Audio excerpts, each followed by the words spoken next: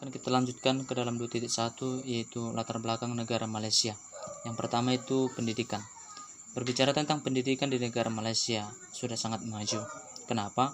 Karena sudah banyak negara-negara yang mengakui kemajuan pendidikan di negara Malaysia. Bahkan banyak negara-negara luar yang datang berbondong-bondong untuk menempuh pendidikan di sana. Salah satunya yaitu adalah negara Indonesia, negara tetangga. Terdapat sekitar 5.000 mahasiswa Indonesia yang belajar di Malaysia Timur, Sabah, dan Kuching. Bahkan pendidikan ini pada tahun 2020, Kementerian Pengajian Tinggi, lembaga yang khusus pendidikan tinggi, mensasarkan Universitas Malaysia sudah mencapai peringkat 50 besar dunia. Bahkan di belakangan tahun ini, termaksud pada tahun 2009, sudah melakukan transformasi 4 universitas menjadi universitas riset. Kita masuk ke dalam nomor 2, sosial dan agama. Komposisi masyarakat Malaysia tersusun dari beragam jenis etnis.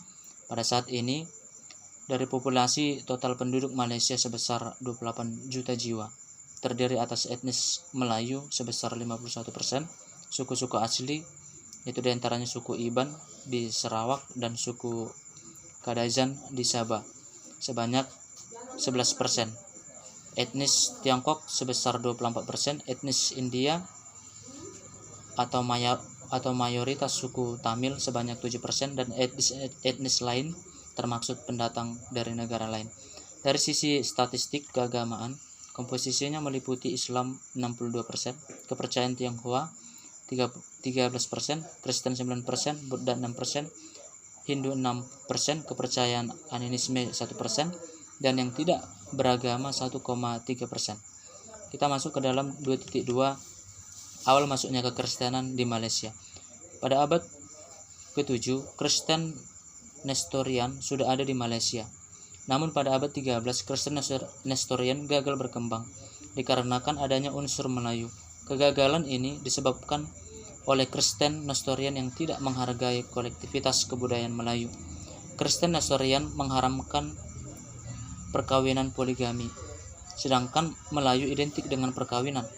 Pada permulaan dari abad ke-16, armada-armada kecil dari kapal penjajah berturut-turut berlayar dengan tamak masuk ke Selat Malaka yang strategis.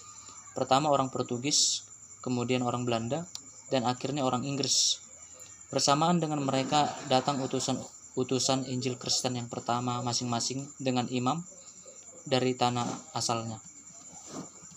Yang pertama, kita akan membahas pekabaran Injil oleh Gereja Katolik Roma. Pada tahun 1511, pasukan Portugis dipimpin oleh Albuquerque merebut pelabuhan Malaka dengan tujuan menguasai jalur perdagangan di Selat Malaka. Di samping motivasi ekonomi dan politik, ada alasan agama, yaitu mengalahkan negara Islam, dan ini dianggap sebagai kelanjutan perang salib. Orang Portugis melawan baik senjata maupun salib dan tenaga misi, yaitu rahib-rahib Dominikan dan Fransiskus. Albuquerque membangun gedung gereja di dalam bentengnya. Banyak orang Portugis yang menikah dengan penduduk setempat, yang pada umumnya adalah orang Cina. Ketika Fransiskus tiba di Malaka pada tahun 1945, Xaverius berkunjung ke Malaka 5 kali antara tahun 1545 sampai 1552. Orang Portugis tidak menginjili orang Melayu di daerah Malaka karena Malaka secara terus-menerus menghadapi tekanan dari pihak Sultan Melayu dan suku Aceh di Sumatera. Namun seorang uskup di Malaka diangkat pada tahun 1557. Pada tahun 1641 tercatat 20.000 anggota GKR di Malaka dengan 20 gedung gereja termasuk sebuah katedral. Pada tahun 1641 Malaka direbut oleh tentara Belanda. Warga Katolik dilarang menjalankan pertemuan agama. Jabatan uskup Malaka menjadi lowong dan para pastor diusir. Setelah Inggris berkuasa atas semenanjung Malaka, orang Inggris memberikan kemerdekaan beragama penuh Para misionaris Roma Katolik diperbolehkan kembali melakukan PI di Semenanjung, Malaka pasca dilarang dan ditantang keras oleh Belanda tahun 1841. Diangkat lagi seorang vikaris apostolik untuk British Melayu. Jumlah orang Kristen Roma Katolik sedikit demi sedikit mulai bertambah, terutama di antara orang-orang Tionghoa. Dalam tahun 1844 ada 2.000 orang Kristen Roma Katolik Roma di Penang. Kita masuk ke dalam nomor 2, pekabaran Injil oleh Protestan. Kerajaan Belanda berhasil mengambil alih kekuasaan Malaka dengan mengusir keluar bangsa Portugis, yaitu pada tahun 1441.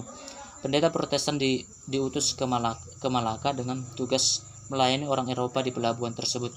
Seperti orang Portugis terdahulu, orang Belanda juga tidak mengabarkan Injil di pedalaman Melayu. Malah Belanda bersekutu dengan bangsa Melayu, mengusir Portugis dari wilayah Malaka. Perjanjian dengan Sultan Johor pada tahun 1639 menetapkan bahwa baik orang Belanda maupun Melayu tidak akan mencampuri ataupun mengganggu agama sesamanya. Tetapi Belanda sendiri akhirnya terusir keluar dari Malaka setelah kerajaan Inggris berhasil merebut wilayah itu pada tahun 1795. Dengan demikian, Semenanjung Malaka jatuh ke tangan kolonialisme Inggris. Sedangkan di wilayah-wilayah lain di Malaysia, pemerintah dijalankan secara otonom oleh para sultan, dengan kewajiban memberikan pertanggungjawaban kepada kerajaan Inggris. Pemerintah Inggris tidak menyokong pekabaran Injil di daerah penjajahan.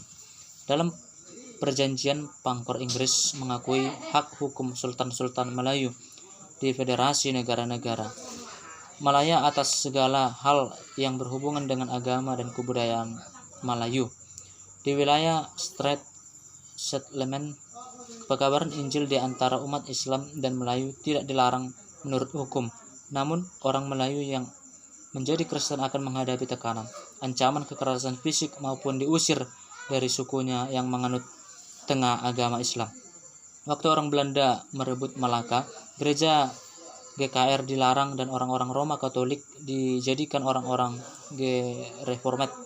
Sama seperti orang-orang Portugis, orang-orang Belanda pada waktu itu tidak memberitakan Injil kepada orang-orang Melayu oleh karena takut akan reaksi-reaksi Islam yang dapat membahayakan kedudukan mereka. PI dalam arti luas tidak diadakan.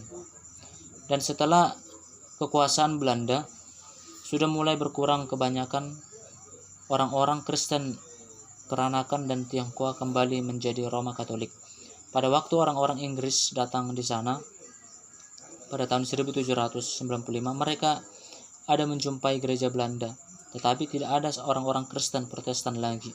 Gereja ini kemudian diperbaiki untuk keperluan kebaktian Anglikan.